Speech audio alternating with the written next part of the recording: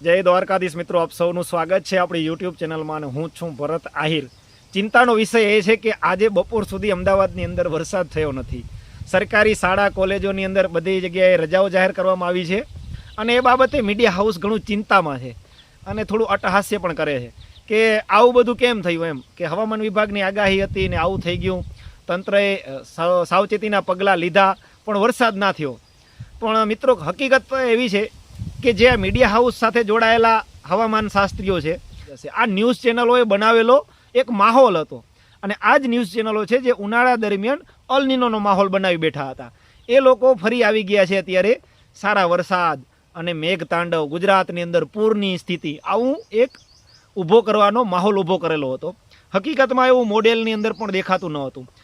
શેના માટે? 31 તારીખ માટે આવું દેખાતું ન હતું અને ખાસ કરીને 1-2 દિવસનું આગળ પાછળ થતું હોય છે આ સિસ્ટમ બાબતે, ત્યારે આ લોકો ટેકનિકલ કારણો ઉપર ધ્યાન નથી દેતા।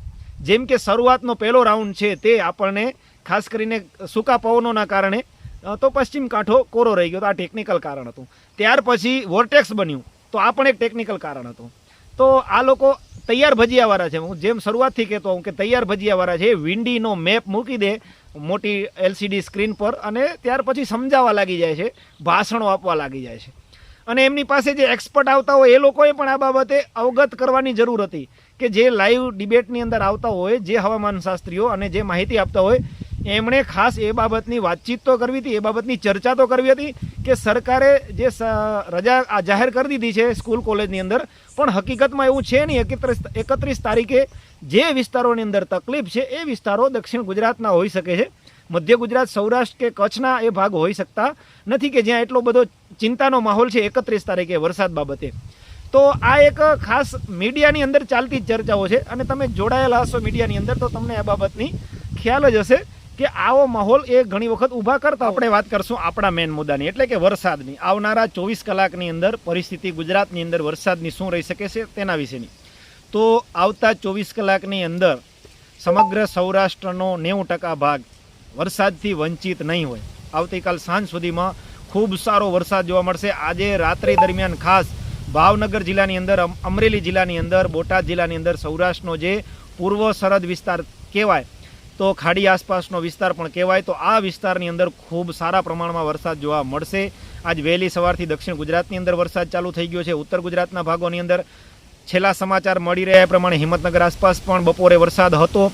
ખેડા જિલ્લાની અંદર પણ વહેલી સવારથી વરસાદી વાતાવરણ જોવા મળી રહ્યું છે, પણ 24 કલાકની અંદર કચ્છના વિસ્તારોની અંદર પણ વરસાદ થઈ જશે। એટલે કે આવતીકાલે દિવસ દરમિયાન ખૂબ સારો વરસાદ કચ્છના વિસ્તારોની અંદર જોવા મળશે। એટલે આ જે સિસ્ટમ છે તે 2 થી 3 દિવસનો વરસાદનો રાઉન્ડ છે। 2 થી 3 દિવસ ગુજરાત ઉપર એક્ટિવ રહેવાના કારણે ગુજરાતના તમામ ભાગોની અંદર ખૂબ સારો વરસાદ થશે। સૌથી વધારે વરસાદની વાત કરીએ તો સૌથી વધારે વરસાદના વિસ્તારોમાં ભાવનગર જિલ્લાના વિસ્તારો હશે, જે ઉત્તર તરફના છે તે, બોટાદ જિલ્લો છે તે પણ રહેશે, અમરેલી જિલ્લાનો પણ ઉત્તર ભાગ રહેશે, રાજકોટ જિલ્લાની અંદર પણ ખૂબ સારી શક્યતા વરસાદની, સુરેન્દ્રનગર જિલ્લો, મોરબી જિલ્લો, જામનગરનો ભાગ અને કચ્છનો પૂર્વ, જે આગળના રાઉન્ડની અંદર વધુ વરસાદ થયો એ વિસ્તારની અંદર આ વખતે પણ વધુ વરસાદની શક્યતા છે। તે ઉપરાંતના સૌરાષ્ટ્રના વિસ્તાર હોય તો પશ્ચિમ સૌરાષ્ટ્ર કે આગલા વખતે જે વરસાદની અંદર બાકાત રહી ગયું, તો આ વખતે એવું નહીં બને। આ વખતે વરસાદથી વિહોણું નહીં રહે। વાવણી લાયક વરસાદથી સારા વરસાદ એટલે 3-4 ઇંચ સુધીના વરસાદ પશ્ચિમ સૌરાષ્ટ્રની અંદર પણ જોવા મળશે આગાહી સમય દરમિયાન। તો મિત્રો, વરસાદ બાબતે ચિંતા કરવા જેવી નથી। આ લોકો થોડા સમયે પલટી મારતા રહેશે। આપણે એ બાબતની ચિંતા કર્યા વગર આપણે આપણું આયોજન કરવાનું છે।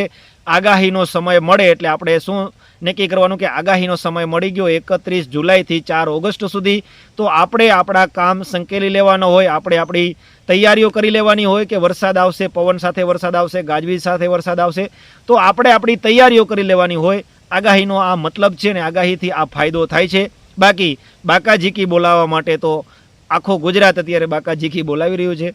ખૂબ સારા વરસાદ પણ થઈ જશે, ચિંતા હળવી થશે, ચોમાસું ચિત્ર છે તે પણ બદલાઈ જશે ધીમે ધીમે।